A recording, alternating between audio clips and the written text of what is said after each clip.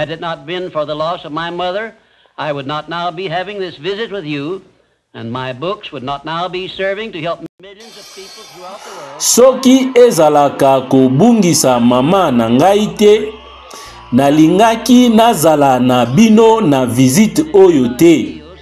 Pe ba livre na ngai elingaki e servir te na kosalisa ba millions ya batu à travers le monde ba découvrir ba place na bango na vie. Se rappeler juste que na oyo etali ba adversité to ba pasi eloko moko ezalaka jamais tellement mabe koleka to kozanga kosepelisa koleka ke ekoki komema ata mwa bénéfice moko te soki to garder attitude mentale moko positive vers expérience vécue pe to sali ke ekoma habitude ya koluka graine yango ya bénéfice équivalent. Oyo ezali bien sûr ko impliqué ko sale la principe important wana ya kolonga oyo ya initiative personnelle. 5. Sikoyo na komi na illustration to exemple oyo ezali ko impliqué lolenge ya monene ya ko vivre na biso ba américain pe liberté personnelle nyonso na ba opportunité nyonso to juisaka na yango na mode de vie na biso. And it begins with our defeat of the British in 1778. Probably every Britisher believed that the loss of the American colonies was an irreparable loss. E bandi na défaite ya ba Britannique na 1778 na biso. Probablement ba Britannique nyonso ba croyaka que perte ya ba colonie américaine ezalaki perte moko irréparable oyo epesaki ba bénéfice moko te possible, alors que yo nangai toyebi ke soki to kweisaka ba Britannique te pe to mi komisaka biso moko riche pe puissant, empire britannique elingaki ezala probablement effacé na première to deuxième guerre mondiale. Toyebi lisusu que ata soki empire britannique e survekaki na ba guerre mibale yango, ezalaki aide financière na biso nde esovaki ba britannique na nzala pe na faillite. Donc lelo britannique nyonso esengeli apesa biso merci pona défaite ya Lord Cornwallis Amis, parce que défaite wana ekomaki finalement moyen ya survie ya empire britannique. 6. My next illustration brings us face to face with an adversity which involves you and I and every other person now living. 6. Exemple na ngai oyo ekolanda ezali komema biso face à face na adversité oyo ezali ko impliqué yo na ngai pe moto nyonso oyo azali na bomoi. Adversité oyo nanu tokomisa disponible te graine to mbuma ya bénéfice équivalent oyo esengeli emonana na kati ya adversité nyonso. Nazali ko se référer na tendance na kati ya mboka oyo pe ba mboka misusu nyonso ya kobotola batu ba droit na bango ya liberté personnelle. Tendance moko oyo ezali na kati ya violation directe ya but évident ya le créateur to ya nzambe ya kopesa moto nyonso privilège ya liberté ya makanisi pe ya ba action. Ezali na eloko moko précise oyo yo nangai tokoki kosala pona tendance commune oyo ya koyiba biso ba droit ya liberté personnelle na biso. Tokoki kozongisa yango totalement simate par ba effort individuel na biso, kasi tokoki pe tosengeli tosala eloko moko pona yango esika ezali ko affecter biso individuellement pe esika toyebi nini tokoki kosala pe ndenge nini tokoki kosala yango. Of course you will ask, what can I do to influence a world trend? And I shall answer by saying there is something definite that you can do. You can refuse to accept this common trend. Ya solo okotuna nini nakoki kosala pona koinfluencer tendance moko ya mokili. Na korepondre yango na koloba ke ezali na eloko moko précise okoki kosala. Okoki ko refuser kondima tendance commune oyo pe kozwa bokonzi total ya propre makanisi na yo. Donc, ko accomplir responsabilité personnelle na yo epai ya mokeli na yo. Se rappeler que ba enveloppe mibale wana ekangama na lobelaki na visite moko elekaki, na moko na yango ekomama bozwi okoki kosepela na yango na kozwaka possession to kibokonzi likolo ya makanisi na yo. Très bien.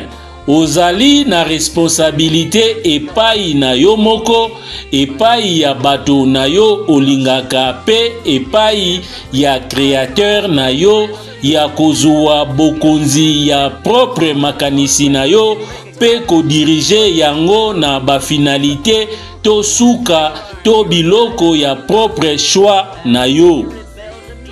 Responsabilité oyo ezali ya yo moko e ya mutu mosusu moko te. Moko te akoki koyiba yo yango pe moko te akoki kokisa yango pona yo. Ozali pe na responsabilité envers pays to mboka na yo oyo epesi yo mode ya vie ya monene pona ba américain. Système na biso ya monene ya liberté d'entreprise oyo penza esalama comme kopesa na moto motif nyonso possible ya kozwa kibokonzi ya propre makanisi na ye pe kokoma propre ticket to chèque na ye na vie.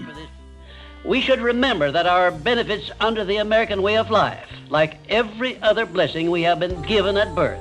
Esengeli to se rappeler que ba bénéfice na biso na se ya lolenge ya kovivre na biso pe lokola ba bénéfice nyonso ba pesa biso uta kobotama na biso ezali eloko moko tokoki kobomba pe koprofite na yango kaka na kosalela yango na esaleli ya mobimba pe ya malamu koleka. Ezali ya solo une partie to ndambo ya plan global ya mokili ezali kopesa moto bénéfice kaka ya ba bénédiction oyo azali ko reconnaître koyamba pe kosalela constructivement to pona kotonga. Tie your arm to your side and take it out of use, and nature rebels immediately by causing the arm to atrophy. Attache loboko na yo na pembeni pe salake otika kosalela yango pe nature eko se rebelle immédiatement na kosalake loboko yango ekonda ekufa muke muke pe ekoma inutile. Négliger ko garder contact na ba camarade na yo pe bokola yango pe oko bungisa bango. kolakisa indifférence epai ya ba patron to ba mécène to ba client esika ko gagner vie na yo ezali kouta to employeur oyo azali kofuta ba salaire na yo e na tango moke makasi okomimona yo moko sans marché to sans client pona kosala ba service na yo. It is an inevitable law of nature that you lose that which you do not use. And of course this applies to the use of your own mind, the same as to everything else. Ezali loi ya nature moko okoki ko éviter te. Okoki ko éviter te que obungisa eloko oyo ozali kosalela te. Et ezali ya solo que esaplikaka pe na kosalela propre makanisi na yo moko ndenge moko na biloko nyonso misusu. Biso oyo to se vantaka tozali ba citoyen ya la plus riche, la plus grande pe la plus puissante nation oyo civilisation nanu e produisa lisusu te. Toko sala malamu to se rappeler loi oyo na nzela na yango tozali ko bungisa oyo tozali ko salela proprement te. Na visite oyo na memeli bino eloko ekoki kozala surprise to même un choc ya ko présenter bino principe ya monene oyo ya ko profiter na adversité to malheur to pasi. If you are ready for this principle, you will embrace it at once, and never again, as long as you live, will you brood over unpleasant experiences without knowing full well. Soki ozali prêt pona principe oyo, okoyamba yango na mbala moko kasi lisusu jamais, aussi longtemps que ozali ko vivre. Boko banda ko balusa makanisi na bino liboso ya ba expérience désagréable to ya ba pasi te sans koyeba malamu penza que esengeli ba effort na yo ekoka kozala mieux utilisé par koluka graine wana ya bénéfice équivalent oyo ezalaka disponible na kati ya ba expérience wana.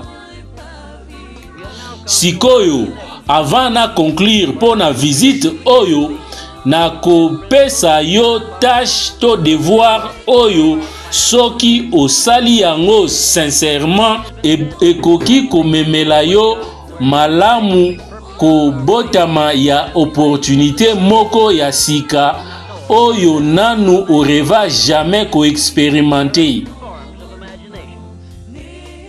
Go back into your past experiences, study each adversity and failure you may have experienced, and look for that seed of an equivalent benefit you had not before discovered. Zonga sima na ba expérience na yo passé, étudier chaque adversité pe échec oyo ekoki kozala o expérimentaki yango pe luka graine ya bénéfice moko équivalent oyo nanu o découvraki te et okoki ko mimona yo moko riche koleka oyo ozalaki kokanisa yo moko kozala. And now, until our next visit, just remember, nothing can be called failure until you accept it as so. Pe sikoyo ti na visite na biso ekolanda, bo se rappeler juste que eloko moko te ekoki kobengama échec ti soki yo o accepter yango ezala bongo.